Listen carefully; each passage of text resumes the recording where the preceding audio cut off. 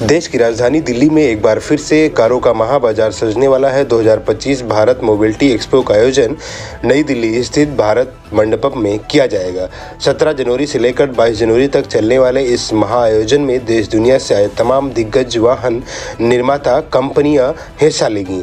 इस बार लोगों की निगाहें टाटा, मारुति और होंडा के आने वाले इलेक्ट्रिक वाहनों पर होंगी। इसके साथ ही आज यानी शुक्रवार को भारत मंडपम में विरासत से नेतृत्व तक की एक परिवर्तनकारी यात्रा पर आगे बढ़ते हुए लोहिया ने योद्धा ब्रांड के लॉन्च के साथ एक साहसिक कदम बढ़ाया है। योद्धा ब्रांड लोहिया ऑटो की विश्वसनीय विरासत पर आधारित है। लोहिया के मैनेजिंग डायरेक्टर ने योद्धा ब्रांड को लॉन्च करने के बाद पत्रकारों से बातचीत में इसकी जानकारी दी। आप भी सुनिए उन्होंने क्या कुछ कहा। जो आपका स्टॉल लगा, क्या कहना चाहेंगे आप? सर, ईवी एक्सपो में जो हमारा स्टॉल लगा है उसमें हमने डिफरेंट टेक्नोलॉजीज़ हमारी डिस्प्ले की है। स्कूटर और कार और बाइक तो या रिक्शा और 3 व्हीलर तो पिछले 10 साल से 2015 से हो रहा है ईवी एक्सपो, तब से डिस्प्ले होते हैं। इस बार हमने इलेक्ट्रिक ट्रैक्टर भी डिस्प्ले किया और रूरल ट्रांसपोर्ट व्हीकल एक बस डिस्प्ले की है जो कि 25 सीटर तक है, 24 पैसेंजर और एक ड्राइवर तक। 16, 18, 20 ऑप्शन में भी है जो कि गाँव है उसकी चौपाल से हाईवे या नियरेस्ट टाउन तक कलेक्ट करती है। पहले डीजल की चला करती थी, बट अब क्योंकि सरकार का इलेक्ट्रिक की तरफ फोकस है तो इलेक्ट्रिक की डिस्प्ले की है इसमें। जिस तरह से आज आपने ट्रैक्टर और बस लॉन्च किया है, अगर बात किया ट्रैक्टर तो ये डीजल की जो गाड़ियाँ हैं उनको कितनी टक्कर दे पाएंगी?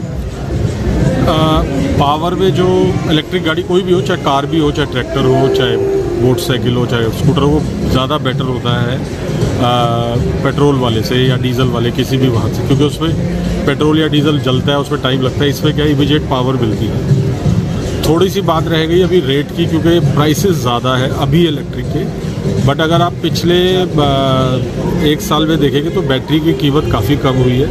ऑलमोस्ट हम एट पैरिटी आ गए हैं आईसी इंजन के व्हीकल्स में। तो और आप 1 साल में देखेंगे कि ये बिल्कुल जितने का डीजल गाड़ी है, डीजल ट्रैक्टर है, उतने का ही आपको इलेक्ट्रिक ट्रैक्टर, इलेक्ट्रिक गाड़ी मिलेगा। अगर खर्चे की बात की जाए ट्रैक्टर और बस का लगभग क्या खर्चा आ जाएगा? खर्चा जो भी आपके डीजल वाहन का आता है उसका 10% खर्चा आता है, चाहे वो आप कार में ले लो, ट्रैक्टर में, बस में या स्कूटर में, किसी भी इलेक्ट्रिक व्हीकल। इनकी लाइफ की बात की जाए तो कैसे क्या लाइफ इसकी बेटर होती है, क्योंकि इसमें तेल डलता नहीं, कूलेट होता नहीं, इसमें कोई मूविंग पार्ट होते नहीं। आप किसी भी डीजल या पेट्रोल वाहन को लेते हैं उसमें 2000 मूविंग पार्ट होते हैं। इसमें एक मूविंग पार्ट मोटर होती है, या अगर एसी लगा है तो एक एसी का कंप्रेसर मूव करता है। तो इसमें कोई सर्विस की ज़रूरत नहीं है। आप ब्रेक शू वगैरह ब्रेक टेस्ट चेक करा लो हर 10,000 किलोमीटर, और कोई तेल डलना नहीं, पानी डलना नहीं, ये इलेक्ट्रिक है। तो लाइफ इसकी फार बेटर होती है जो डीजल या पेट्रोल गाड़ियों से। Thank you sir.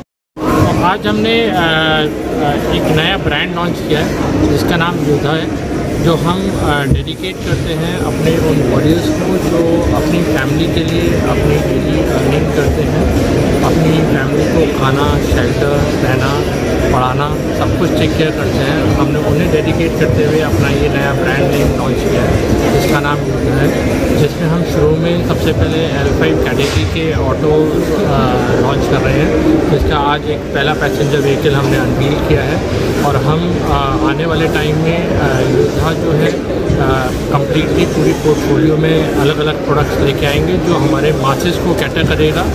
ये ब्रांड हमारा साथ के साथ रहेगा, जो हमारा लोहिया ब्रांड है उसके साथ साथ चलेगा, और मेजरली ये मास को कैटर करेगा। इसका डिफरेंशिएशन हमारे वॉरियर्स को डेडिकेटेड है जो व्हीकल चलाते हैं, व्हीकल यूज़ करते हैं, जो हमारे फ्रंट लाइनर्स हैं जो हर तरीके से मेहनत करते हैं और इस मिशन में, इलेक्ट्रिक व्हीकल मोबिलिटी मिशन में हम लोगों के लिए सबसे आगे रहते हैं। ये व्हीकल, ये ब्रांड मैं उन्हें डेडिकेट करता हूँ। Thank you. वहीं भारत मंडपम में कार्यक्रम के बीच बीजेपी नेता और पूर्व सांसद मीनाक्षी लेखी ने बताया कि मैं ईवी एक्सपो के कार्यक्रम में आई हूं और भारत ने कुछ अपने गोल्स रखे थे। जितनी भी कन्वेंशंस हुई, पर भारत एक ऐसा देश है जिसने जो कहा सो किया। ये कार्यक्रम अगर दिल्ली में हो रहा है तो आपको ध्यान रखना चाहिए कि दिल्ली प्रदूषण ग्रसित है। इसके 2 कारण भी हैं, पहला तो आबोहवा और दूसरा दिल्ली की सरकार। आप भी सुनिए क्या बोली मीनाक्षी लेखी ने।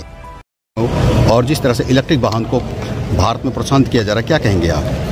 ईवी एक्सपो में आई हूँ और उस ईवी एक्सपो के अंदर आपको ये समझना होगा कि भारत ने अपने कुछ गोल्स रखे थे सस्टेनेबिलिटी के। तो जितनी कन्वेंशंस हुई उसमें भारत एकमात्र ऐसा देश है G20 वाला जिसने जो कहा सो किया।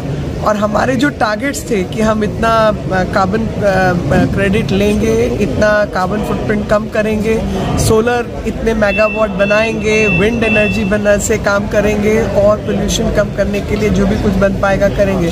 सो हर भरसक प्रयास करके हमने वो सब टारगेट्स अचीव किए हैं जो गोल्स हमने खुद के लिए सेट किए थे। और दुनिया के 2, 3, 4 पहले 5 देशों में भारत आता है हर रिन्यूएबल एनर्जी के क्षेत्र में। तो उसी में एक ये भी कार्य है जिसके अंदर ईवी मैन्युफैक्चरिंग में कई चीज़ें जुड़ी हैं। मेक इन इंडिया जुड़ा है, स्टार्टअप जुड़ा है, नए लोगों को सस्टेनेबिलिटी की दृष्टि से ना केवल ज्ञान के माध्यम से बल्कि करके दिखाने, कृत के माध्यम से जो है बेहतरी की ओर लेके जाना है। और ख़ास तौर पे जब ये दिल्ली में हो रहा है तो आप सब जानते हैं कि दिल्ली प्रदूषण से ग्रसित है और प्रदूषण से ग्रसित होने के बहुत सारे कारण हैं।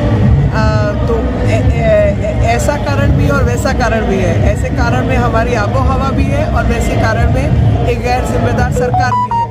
सबसे जूझने की दृष्टि से अगर देखा जाए तो एक बहुत अच्छा प्रयास है। और हैरानी की बात है कि देश दुनिया में ईवी ग्रीन पॉलिसी है सिवाय दिल्ली के।